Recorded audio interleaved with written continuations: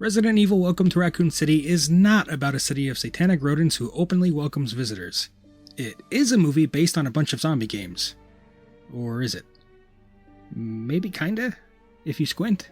We begin in the Raccoon City orphanage as a young Claire Redfield wakes up during the night. She instantly spies a hideously deformed hunchback nightmare creature staring at her from the corner of the room and tries to strike up a conversation with her. Apparently this isn't the first time. Claire's brother Chris wakes up and lazily tells her to go back to sleep, insisting Dr. Birkin will be angry if they're caught. Claire ends up following Quasimodo's Tinder date through the orphanage, finding the creature, Lisa Trevor, in a play tent before she vanishes. Claire is then caught by Dr. William Birkin, whose obviously fake friendly demeanor gives off serious stranger danger vibes. Chris interrupts and blames the whole thing on sleepwalking, saying Claire's never been the same since their parents died. Birkin nods and compliments Chris for looking after his sister. By the way, this is the only meaningful interaction we get between Chris and Birkin, which is kind of a problem since Chris later props him up to be a very important father figure in his life, but more on that later.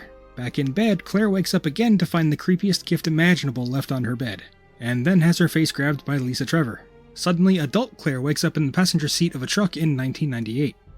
It's lucky that she had such a vivid memory dream to give us all context for everything. Anywho, the trucker she's riding with gets all handsy, which causes him to splatter a woman on the road. From here we follow Claire on the worst night of her life and witness the fall of Raccoon City. The opening minutes of this movie are strange. It's weird seeing a little girl so unafraid of an obvious monster like Lisa that she'd go so far as to try talking to it and be friendly. Giving writer-director Johannes Roberts the benefit of the doubt, it seems the intention is to establish Claire as an extremely open-minded person. However, this early peek at the quality of dialogue we'll be getting throughout is immediately off-putting. The second we're introduced to adult Claire, the truck driver starts repeating her backstory to her, followed by a quick synopsis of Raccoon City's ghost town status. What are you doing out hitchhiking on a night like this, anyway? Used to live here, you said. Raccoon City. Better you than me. Nobody talks like this in real life, but they certainly do in this movie. There's really piss-poor exposition dumps and terrible dialogue all over the place. It feels too much like Ryan, the first draft is good enough Johnson's approach to movie making. I understand there's a certain amount of clout that comes with being a writer-director, but not everyone is cut out for it. It's okay to get a co-writer. Please, get a co-writer. Dialogue quality aside, there's a few actors who try their best to make it work with strong performances. Robbie Amell is charismatic yet reserved as Chris Redfield, standing out in his initial scene with K.S. Scodularios? I'm leaving that in. No nonsense Claire Redfield. Donald Logue is extremely animated and unhinged as Chief Irons, who, while underused compared to his original game counterpart, chews the scenery whenever he's on screen. And although I have major issues with the characterization of Leon S. Kennedy, Ivan Jogia handles the, frankly, baffling material quite well. While Leon is shown to be incompetent, he at least comes across as a likable doofus. But a doofus nonetheless, and Leon in name only. A waste if you ask me. My biggest disappointments are Hannah john-kamen's Jill Valentine and Tom Hopper's Albert Wesker. With Jill, I can't help but feel as though the actress didn't have much passion for this role. I wouldn't blame her either, as she's mostly here to simp for Wesker. Even so, once Jill ends up in the thick of it and learns some harsh truths, her reactions seem somehow comical and over-emotional to me. Admittedly, this could have less to do with her actual performance and more to do with the script's drama being undercooked. Regardless of the reason, it's a shame, and I was looking forward to seeing this performance. Hopper's Wesker is a mess. He's tall and doofy, and when the film tries to make him slightly intimidating toward the end, it fails miserably. Wesker's motivations are ultimately underwhelming, to say the least, and to top it off, every bit of backstory that made his game counterpart interesting has been erased entirely. Lastly, circling back to Claire Redfield, she serves as our main protagonist for most of the movie, comes preloaded with info about Umbrella's misdeeds, and doesn't have many personality traits aside from stoic. While the movie trailers initially had me thinking she would be an Alice-level Mary Sue, thankfully she never reaches that far. Instead, she's just kind of dull. A stoic hardass who often acts harshly toward other characters. She does display some emotion from time to time, mostly regarding Lisa Trevor and other victims of the orphanage, but she's a far cry from the tough but relatable college girl of the games. Characters aside, the plot is pretty sloppy and hard to piece together at times. As a fan of the games, it's easy to identify the reason, at least in part, as RE1 and RE2 were mashed together here, without proper context. Important elements are left vague. The T-virus itself, which is responsible for creating the zombies here, is mentioned in only one quick offhand remark. The G-Virus is given slightly more attention, but still goes unexplained aside from its creation being quote-unquote God's work. That makes this movie a bit of an oddity, as you have to be a fan of the games in order to connect certain dots, and yet so many changes were made to characters, backstories, and events that you'd assume it was made purely for the general audience. It's as if Roberts himself didn't know what he wanted this movie to be while writing the script. Unless, of course, the studio demanded specific changes at some point during production. We may never know for sure. Regardless, one of the most important plotlines, the source of the actual viral infection, is a big confusing question mark. We're simply told that the T-Virus got into the town's water supply. That's it and that's all. You may be wondering how everybody at the police station remained healthy, and yeah, me too. We're only offered two vague possible explanations. First, early on, Claire finds an Umbrella-branded water bottle in Chris's house. She walks it over to his sink and briefly compares it to the tap water. Are we supposed to assume Chris and the other STARS members hadn't drank the tap water even once? Second, Ben Bertolucci tells Leon that he and the other police officers probably received an injection or a vitamin pill that they weren't even aware of. Okay. Like I said, sloppy.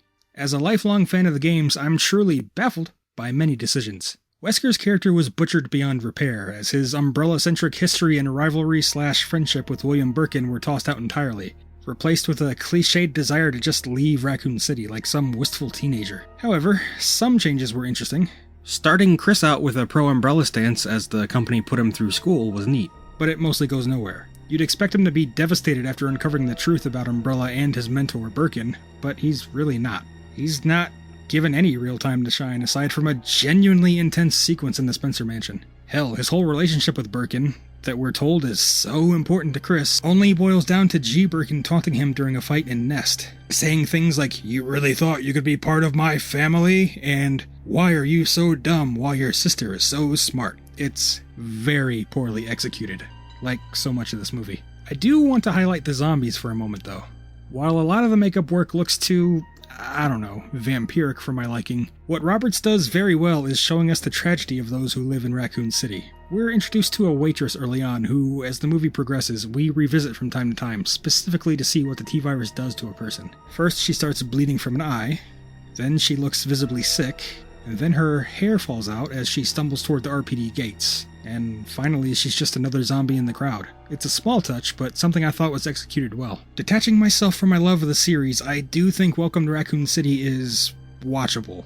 Plot holes and other issues remain, as I said, but it's a relatively fun B-movie full of zombies, a couple of monsters, and funny moments. And certain aspects are done very well. First and foremost, the cinematography is fantastic at times. Johannes Roberts himself has often stated how influential John Carpenter has been on his work, and as a big fan of Carpenter myself, it's impossible to ignore. Scenes inside the Spencer Mansion and RPD are oozing with atmosphere and a certain sense of isolation, sometimes reminding me of The Thing, which is the highest praise I can give a movie. But, and this seems like a nearly universal opinion, things fall apart in the third act specifically. When it comes to the Umbrella Lab underneath Raccoon City, you can almost see a painful lack of money on screen. It looks like the interior of a small warehouse that was filmed from multiple angles to give the impression of a larger space. You could argue that they were aiming for a sense of claustrophobia, but if that's the case, they failed. The ending is rushed and underwhelming.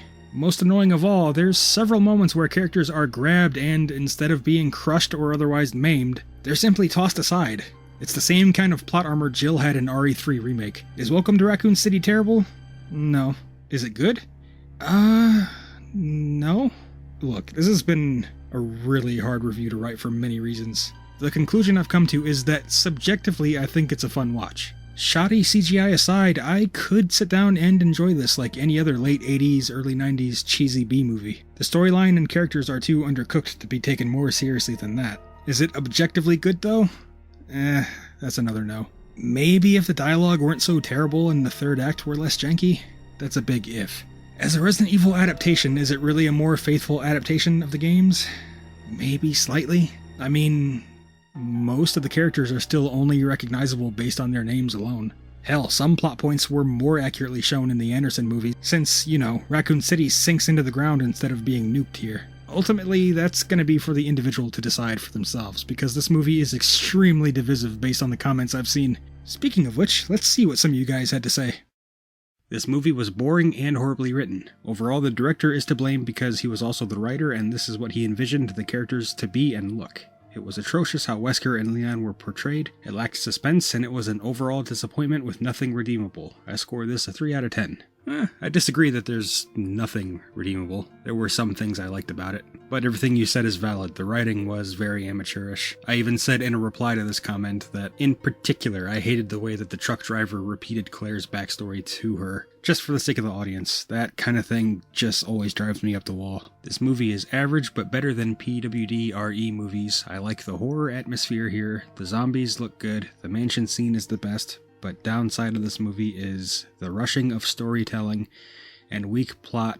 Bad actor like Leon. His role in this movie is bad. They made him stupid and not looking good. He only kills one zombie. The final scene was crap. They killed the Birkin easily, probably because the budget was too tight. They could not make a longer scene for CGI monster before it's a bad move to be mixed 1 and 2 games, especially with a small budget. Yeah, I knew immediately Leon's character was going to be a big deal breaker for a lot of people. And although the CGI is better than the very first trailer would lead you to believe, it's still not great. It's still extremely low budget and just really stands out in a terrible way. Just saw this movie, it's a piece of crap. As a standalone movie, it's not really good either. As a Resident Evil movie, it's horrible. Yeah, I mean, my review kind of says similar. As a standalone movie, it's not really good. I mean, it's definitely not as well made as it should be. There are a lot of things I liked technically about it. There were a lot of really beautiful shots in this movie, and some of the horror was actually handled pretty well, especially Chris in the mansion. But still, subjectively, that's how I feel, but objectively, I don't know if I can say this is a good movie, so yeah, I guess we're in agreement. This RE movie was a mess. Crap, just a waste of time. For the people who did not see it, first hour is a lot of bullshit, stories and events that changed, doesn't make sense, everything you've seen in the trailer that seemed to resemble the games only happens in the last 25 minutes of the movie, so technically the trailer just showed the last 25 minutes, and oh yeah, Wesker is a good guy, he tells Chris and Jill where they can take the train. Again, just like Leon, I knew Wesker was going to be a big sticking point for people because it definitely bothered me. And I mean, at the end of the day, he didn't have any kind of bad will toward Chris or Jill. So where the hell is his story going to go if there's a sequel? Which, by the way, a sequel is not looking likely at all. But that's a video for another day. I thought it was bad, but good bad. It was boring at times and the acting was terrible, but it actually took from the source material and it was fun at times. Nah, Resident Evil Apocalypse for the win. Oh man. I don't have a desire to see this movie. Why? Well, they merged the first game and the second game and changed the lore to say the least. It makes me want to adapt Resident Evil 1 myself. I can do it, I know I can. Hell yeah, man, I'd love to see some fan movies. It's actually something I've been wanting to look into ever since I reacted to that Silent Hill fan movie. I want to look more into that, and I'll hopefully have time now that Welcome to Raccoon City is out of the way. Not gonna lie, the beginning build up to the mansion was good, but anything after that was just lazy and rushed. Leon was dumb as hell. I don't know what the transformation was on Birkin. The dog CGI was horrible, and the logic of a rocket launcher just blowing up William Birkin and no one else in a small compacted area is just stupid. Yeah, that's something I'm hoping to dive into more once the movie's out on Blu-ray, because I do... For most movies I review, I imagine I'll want to do a deep dive dissection of it once I can have it in front of me at will in HD. But I kind of hinted at it with my plot armor remark. I definitely forgot to mention just how bad the Cerberus CGI was. It still looks as bad as it did in that first trailer. They didn't really spruce it up at all. It just feels like they ran out of money at a certain point. I like the people who play Claire and Chris. I feel like they made Leon look very bad in the movie. Yeah, pretty much. This movie is just like George Romero type of zombies, and John Carpenter feels. Johannes is a fan of John Carpenter overall. This is fun and dumb and watchable. I can watch this 4 times than the Alice movies except the first and Apocalypse. My rating in this movie is a 6.5 out of 10. It wasn't that bad. If I were to give it a number rating, which I don't, I feel like what's said about the movie should be more important than any kind of number. But if I were to give it a number rating, I don't think it would be as high as a 6.5. So you definitely enjoyed it. Okay, so I didn't hate the movie, I was just pretty disappointed with it. Oh no, I ain't mad. I'm just disappointed.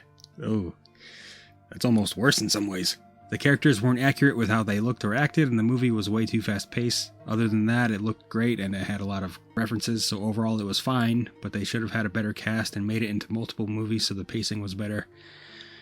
Yeah, combining RE1 and RE2 really did cripple it in a lot of ways.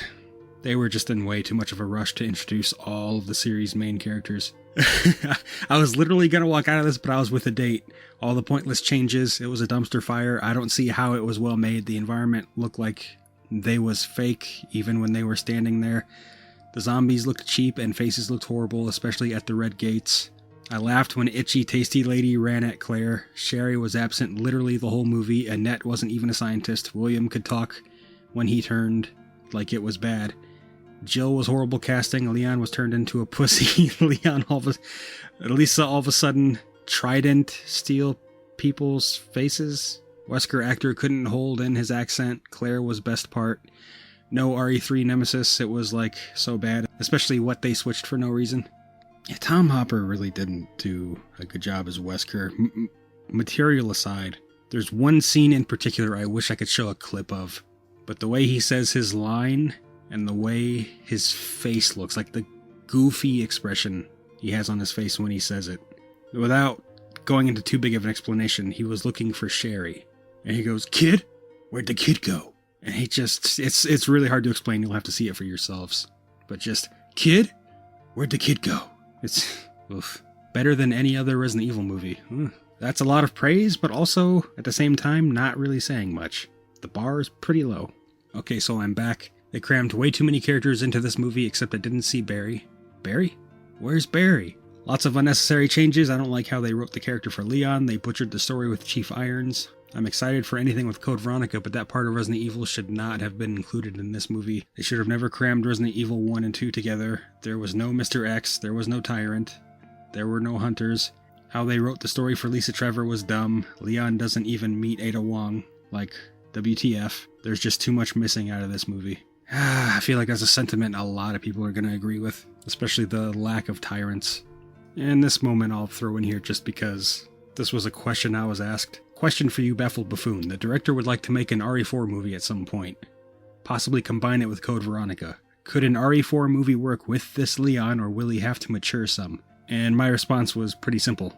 This version of Leon would die in the house at the very beginning of RE4, before things even get started. He's an absolute idiot and has to be saved pretty much every time he encounters a zombie or monster. Leon is truly a doofus in this movie, and it's sad to see. They keep mentioning the fact that he has a well-connected father. I can't help but wonder if the intention was to use that as a way to set up that in a sequel, his well-connected father would, leverage his survival of Raccoon City into a government position, and that's how he kind of would become an agent for the president. I don't know, it was just a thought that I had. Because otherwise, why keep mentioning his well-connected father? Mikey526 definitely had a lot to say. Honestly, I loved everything about it other than the main characters. That's kind of a problem. I thought the way the town slowly turned overnight was great, and the makeup was pretty creepy in some instances. The sets for the RPD and the mansion were great, however, I hated the depictions of the characters. Claire is one of my all-time favorite video game characters, but I can't stand her in this. Her entire personality was altered in favor of making her the generic bitchy girl power badass trope. She's basically the new Alice, and I hated her design. Why does every new RE game or movie just put Claire in a basic red jacket and call it a day? What happened to her badass biker looks? That's a good point, actually.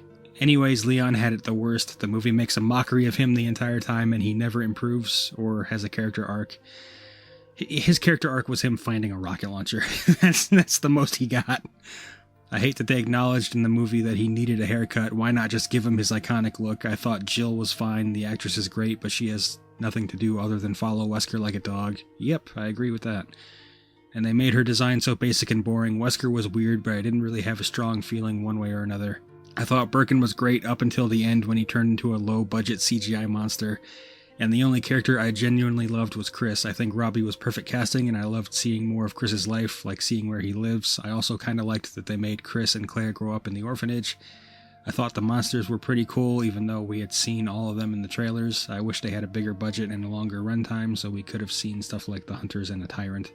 Yeah, seeing a glimpse of Chris and Claire's childhood was interesting.